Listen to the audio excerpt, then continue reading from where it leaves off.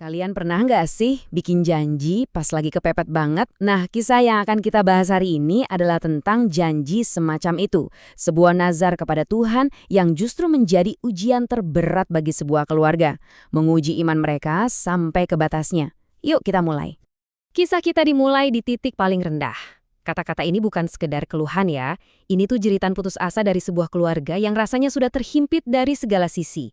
Inilah potret kenyataan pahit yang mereka hadapi setiap hari. Nah, keluarga yang tadi mengucapkan kalimat itu adalah keluarganya Kang Badri. Buat mereka, kemiskinan itu bukan cuma soal nggak punya uang, tapi udah kayak perangkap. Tekanan dari utang, penyakit yang datang silih berganti, dan keputusasaan, semua itu menciptakan lingkaran setan yang sepertinya mustahil untuk diputus. Coba deh bayangin situasinya. Utang terus-terusan nambah, tagihan numpuk di mana-mana. Kondisi kesehatan keluarga juga makin menurun, yang artinya nambah lagi biaya. Di saat yang sama, para penagih utang nggak berhenti datang. Dan yang paling parah, udah nggak ada lagi barang yang bisa dijual. Bener-bener, udah nggak ada jalan keluar. Ketika semua pintu di dunia rasanya sudah tertutup, istrinya Kang Badri menawarkan sebuah kunci yang berbeda. Dia mengusulkan jalan keluar yang bukan dari logika, tapi dari keyakinan. Nah, disinilah titik baliknya. Pilihan antara pasrah sama nasib atau berserah sama Tuhan. Satu-satunya aset mereka yang tersisa ya cuma sebidang tanah warisan ini. Ironisnya, harapan terakhir mereka ini malah dianggap biang sial. Tanah ini dikenal angker, katanya. Orang-orang nggak ada yang mau deket-deket, apalagi beli. Jadi, menjualnya itu rasanya mustahil banget.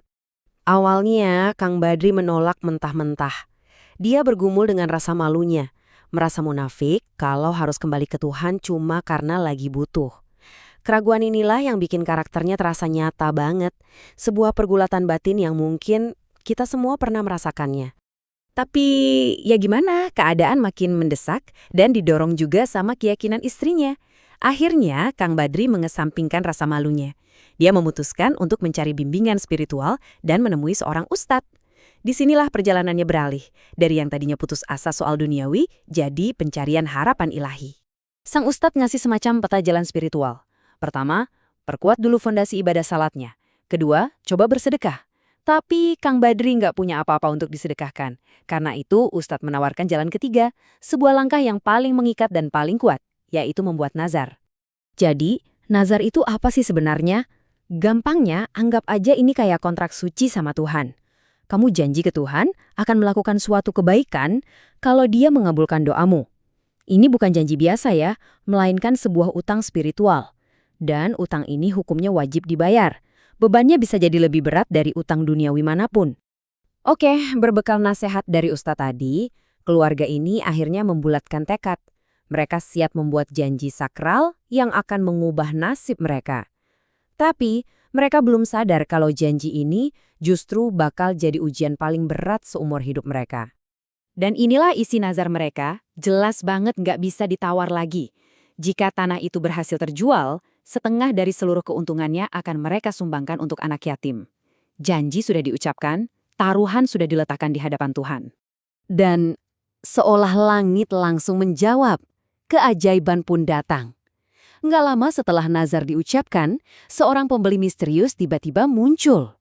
Dia nggak melihat tanah angker yang ditakuti semua orang. Dia melihat sebuah potensi yang nggak ada satupun yang menduganya. Jawaban atas doa mereka datang dalam bentuk yang luar biasa. 2 miliar rupiah. Ternyata tanah yang katanya terkutuk itu menyimpan harta karun, cadangan minyak yang melimpah. Seketika itu juga mereka bukan cuma bebas utang, mereka jadi miliarder. Kekayaan baru ini jelas bikin mereka euforia. Semua utang duniawi lunas. Tapi saat satu utang terbayar, ada utang lain yang jauh lebih sakral justru muncul. Utang janji kepada Tuhan. Dan disinilah ujian mereka yang sesungguhnya dimulai. Janjinya apa? 1 miliar rupiah untuk anak yatim. Kenyataannya, mereka hanya menyumbang 10 juta rupiah dengan pikiran bahwa itu sudah cukup. Selisih 990 juta rupiah inilah yang menjadi jurang pemisah antara janji dan kenyataan. Dan takdir pun seolah mulai menagih utang yang mereka lupakan. Musibah datang silih berganti, gak ada hentinya. Sang anak jatuh sakit secara misterius, bisnis baru yang mereka rintis hancur berantakan, mobil mewah mereka ditarik, perlahan tapi pasti kekayaan 2 miliar itu menguap, seolah gak pernah ada. Pada akhirnya, istrinya lah yang menyimpulkan pelajaran pahit ini. Lewat air mata dan kegagalan, mereka diingatkan kembali tentang siapa diri mereka sebenarnya, dan tentang janji sakral yang telah mereka abaikan. Sebuah pengingat yang harus mereka bayar dengan harga yang sangat-sangat mahal. Kisah Kang Badri ini ninggalin kita dengan satu pertanyaan besar ya. Ini bukan cuma soal nazar atau uang, tapi tentang harga sebuah janji. Tentang integritas kita saat sedang diuji.